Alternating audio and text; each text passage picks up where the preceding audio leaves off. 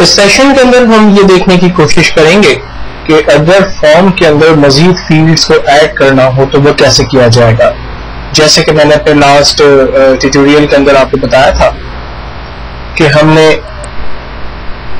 अपने टेबल के अंदर 3 नई फील्ड्स ऐड की, जेंडर, क्लास एंड सेक्शंस, और इन्हीं तीनों फील्ड्स को अब मुझे अपने फॉर्म के अंदर कॉल करना है।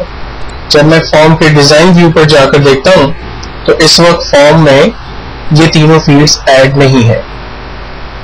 एक तरीका तो ये हो सकता है कि मैं फॉर्म को डिलीट कर दूं और दोबारा से फॉर्म क्रिएट कर लूं विज़ार्ड की मदद से, तो आसानी से ये फॉर्म दोबारा से क्रिएट हो जाएगा और इसमें वो तीनों फील्ड्स भी आ जाएंगी जो कि मैंने अभी अपने टेबल में ऐड की है।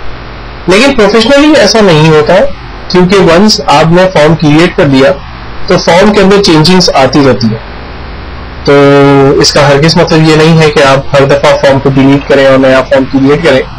ऐसा करने से नीचे इस वक्त बने हुए तमाम बटन में लॉक्स कर दूंगा, और आपको याद होगा कि हमने अपने पहले सेशन में देखा था कि ऑन माउस मूव के ऊपर हमने टोटल परसेंटेज और ग्रेड के फार्मूले ऑटोमेटिकली जनरेट किए थे। तो ऐसे तमाम फार्मूले भी हमारे लॉस हो जाएंगे और हमें दोबारा से अपने फॉर्म को जब हम क्रिएट करेंगे तो हमें ये सारे फार्मूले भी दोबारा टाइप करने पड़ेंगे। और एक आध दफा तो अगर आप इसको कर लें, यानी दोबारा से टाइप कर लें, तो कोई परवाह नहीं है।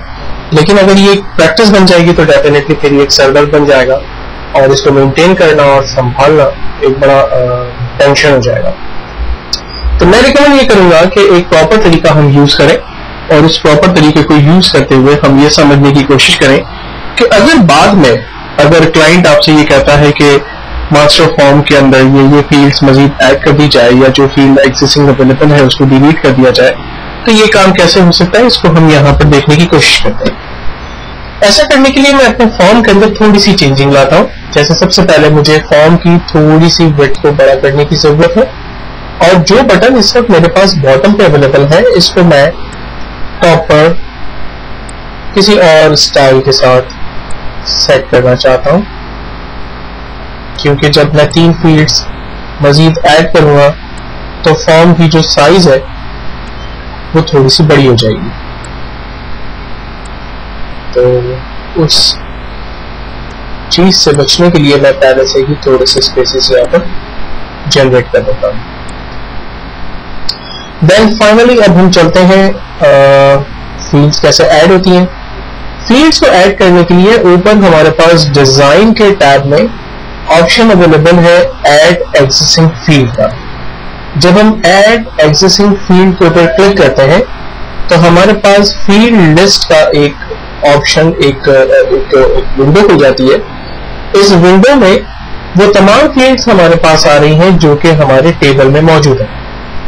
इस टेबल में टेबल की फील्ड्स हैं जो फील्ड्स मिसिंग है, जैसे जेंडर, क्लास और सेक्शन। इन फील्ड्स को हम यहाँ पर कॉल करेंगे। फील्ड्स को कॉल करने के लिए हम जस्ट डबल क्लिक करते हैं, वो फील्ड हमारे पास हमारे फॉर्म के अंदर ऐड होगी। तो मैंने सबसे पहले जेंडर की फील्ड को सिलेक्ट किया। फिल वक्त मैं इसे थोड़ा सा नीचे मूव कर रहा हूँ ताकि हमारे पास स्पेस रहे। देन क्लास, यहाँ पे क्लास की फील्ड ऐड हो गई, और थर्ड हम ले लेते हैं सेक्शन। ये सेक्शन की फील्ड भी ऐड होगी। इस तरह से हमने अपने फॉर्म पर ये तीनों फील्ड्स को ऐड कर दिया। अब हमारे पास ये मास्टर टेबल आ रहा है।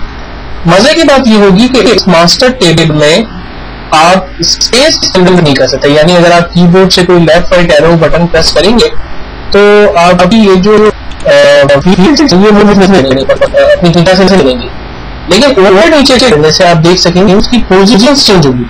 जैसे ये इंग्लिश की फील्ड इस वक्त बिल्कुल पहली हेडिंग है सब्जेक्ट्स में, तो मैं इसे लास्ट में ले जाना चाहता हूँ साइंस के बाद। तो मैंने जस्ट कीबोर्ड से डाउन एरो प्रेस किया, ये एक स्टेप नीचे हुई, और एक स्टेप डाउन किया तो ये और नीचे आ गई। मैं जेंडर की फील्ड को यहाँ से सेलेक्ट करता हूँ और इसे मूव करके स्टूडेंट नेम की फील्ड के बराबर में रख देता हूँ, यानी इसे नीचे नहीं किया। देन उसी तरह से क्लास की फील्ड को सेलेक्ट किया और इसे नीचे मूव कर दिया। सेक्शन की फील्ड को सेलेक्ट किया और इसे नीचे मूव कर दिया। इस तरह से मैंने अपनी तीनों फील्ड्स की जो पोजीशंस है उसको सेट कर दिया। पोजीशन सेट करने के बाद कीबोर्ड से F5 बटन प्रेस करके मैंने इसका व्यू देखा तो वो तमाम फील्ड्स जो कि पहले अनऑर्डर थी अब वो ऑर्डर के अंदर आ गई और मुझे ड्रॉप डाउन के साथ तमाम हेडिंग्स यहाँ पर रिकॉर्ड्स नजर आ रहे हैं। तो मैं इस तरह से अपनी फील्ड्स को अपने फॉर्म पे बाद में भी ऐड कर सकता हूँ।